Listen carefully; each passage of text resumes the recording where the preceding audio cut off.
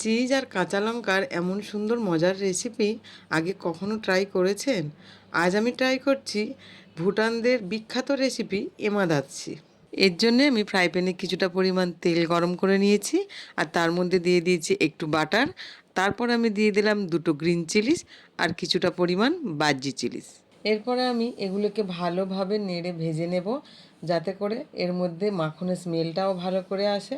তারপর আমি দিয়ে দেবো কিছুটা পরিমাণ রসুন কুচি আর দেবো স্বাদ মতো নুন। এগুলোকে আমি ভালো করে ভেজে নেব। ভালো করে ভেজে নেওয়ার পরে আমি উপর থেকে দিয়ে দিলাম কুচনো পেঁয়াজ আর সব উপকরণগুলোকে এবার আমি আর একটু ভালো করে ভেজে নেব যতক্ষণ না মজে যায়। তারপরে আমি দিয়ে দেবো পরিমাণ মতো একটু জল।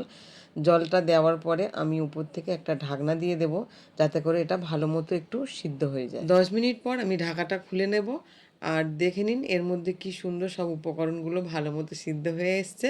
তার মধ্যে আমি দিয়ে দিলাম কয়েক টুকরো চিজ। এর মধ্যে চিজটা বেশি পরিমাণ দিতে হবে কারণ এই রেসিপির মেন উপকরণ হচ্ছে চিজ অ্যান্ড ভাজি চিলিস। এরপর আমি লো টেম্পারেচারে ঢাকা দিয়ে দেবো 5-6 মিনিটের জন্যে যাতে চিজটা ভালো মতো গলে যায়। আমি ঢাকনাটা তুলে নিলাম আর দেখুন কি সুন্দর একটা গেবি গেবি মতো হয়ে গেছে। এরপর আমি ওপর থেকে দিয়ে দেব কিছুটা পরিমাণ চিলি ফ্লেক্স।